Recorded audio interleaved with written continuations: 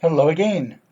Uh, Today's video, I had intended to do a review of the second episode of Stargirl, but I have decided to hold off on reviewing movies, TV shows, or comics until I get a editing program so that I can insert picture here that goes along with what I'm talking about. I think that makes a review far more interesting than just watching me. But fortunately, I've had some people tell me they really enjoy listening to me tell my stories and talk about my life. So, hey, why not? Let's do that. I did make reference in my Russia video to other times that I had guided. And so today's video is going to be about the first time I was paid to be a tour guide. Now, I did backpacking around Europe and stayed in hostels. Ran into a lot of other people who were traveling, and when you're in a hostel, you're all thrown together, people from around the world. It's actually fantastic, and I highly recommend it as an element of growing up. There were a lot of people who were in their gap year, which sometimes took more than a year, but they'd finished high school before they went to university. Particularly prevalent among Australians and Kiwis from New Zealand.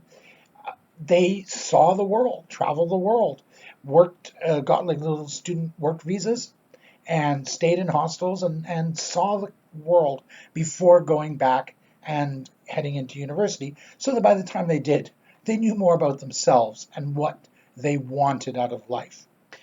So these were fantastic people to be with. A lot of fun to party with. And when you go to a place, I mean, if you're in Paris, there's a million things to do. If you're in London, there's a million things to do. If you're in Lyon, there's about 20 things to do.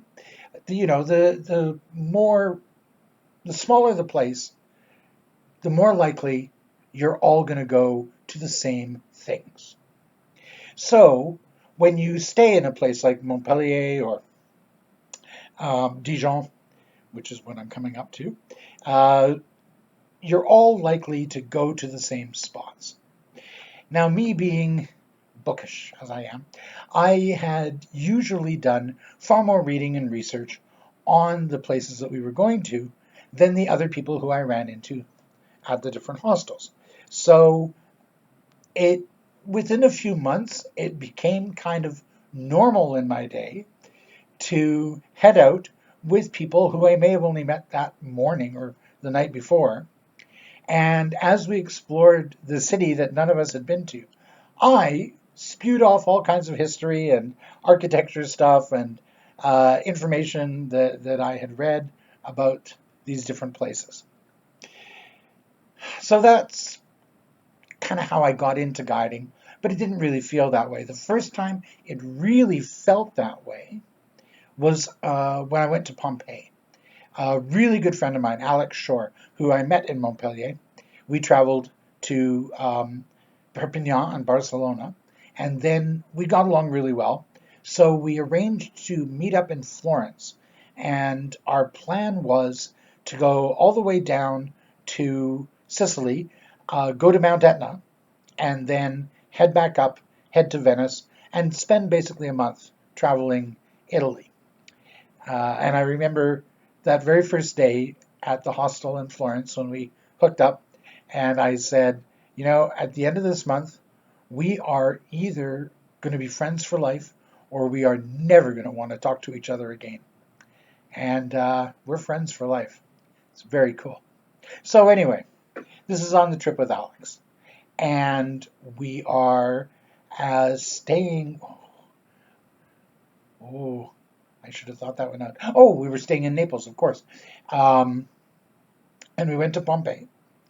And again, I had done a whole bunch of reading. I bought a guidebook that had an excellent map, which turned out to be a very fortunate thing to do, because if you go to Pompeii, they give you a map. And it's this little like Xeroxed piece of crap map. You can barely read anything. You can barely make it out. I had a good, expensive color 3D kind of map. So we spent about 6 hours wandering around Pompeii. Fascinating day. And I led the tour. I made out the route because, 6 hours in Pompeii, and we saw maybe a third of it. It's such a huge and extensive site that you got to decide what you want to see because you're not going to get to see it all. And it's exhausting because you're walking on stone all the time. But I didn't get paid for that. That was a step along the way. That was how I really felt like I enjoy guiding. Guiding is something I can do. It was later, much later, I was in France. And I went to this town of Dijon, where the mustard comes from. Actually, the mustard comes from Saskatchewan. They ship it over and they turn it into Dijon mustard in factories there and then sell it back to Canadians at like vastly inflated prices. But that's another story. Dijon is the location of the palace of the Dukes of Burgundy. Now, Burgundy was a region that existed, more or less was created at the death of Charlemagne when he divided his empire among his three sons. It evolved to be between France and Germany. No country's going to do very well schmucked between France and Germany, but for a while, it was actually pretty strong. At its peak, Burgundy comprised parts of the Netherlands and Belgium, so they actually had an Atlantic coast, as well as the strip in between France and Germany going all the way down to the Mediterranean. So it did have two coasts. Not for very long, but it did. And that was the height of their power and their glory. And that's when this palace was built. There's some really impressive stuff there, the tombs in particular. But there isn't an awful lot else in Dijon. There are a few old churches, and certainly the town itself. Lovely squares, interesting to visit. I got there the evening before, just around dinner time. So I checked into the hostel, did my laundry, didn't really meet anyone. There was a traveling soccer team from somewhere else in France. They came because they were playing a match, but they were all, their own little group. So I had the room to myself, which was nice. And then the next morning I got up and I started going around and seeing the sights in the town. I had booked 2 nights in Dijon because I thought there would be enough for me to do. I kind of overestimated the town because by the time it was lunchtime, I'd actually seen everything. The town is not very big, so it was very easy to do it in like 3 or 4 hours. You've seen Dijon. And I was at a bit of a loss as to, well, what am I going to do for the rest of the day? But I went to this little cafe for lunch. Had a cafeteria kind of style, getting your food. That's not unusual in France. And I'm standing in line, and there's an American family in front of me. Mother and father, teenage daughter, younger son.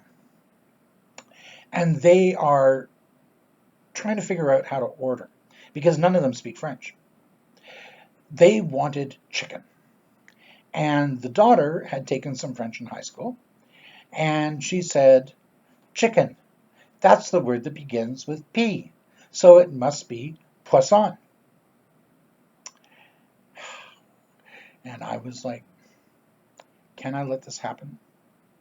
I can't. I just can't. So I kind of butted in, excuse me, actually poisson is fish, poulet is chicken.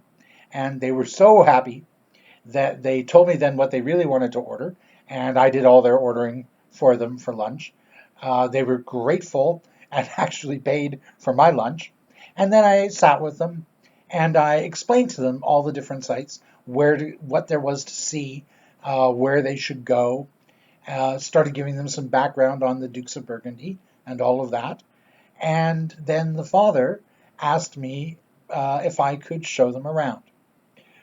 Okay, so I spent that afternoon going back to all the places I had been that morning, going back into everything. They paid my admissions, and I gave them a guided tour of a town that I had only explored that morning. And at the end of it, he gave me €50, which I had not asked for and was not expecting. But wow, that was really cool. And my wasted afternoon turned into quite a profitable afternoon. And that was the first time I was paid to be a tour director. Yes, that is today's story. Like, share, subscribe, levitate, sacrifice. Oh, do magic things.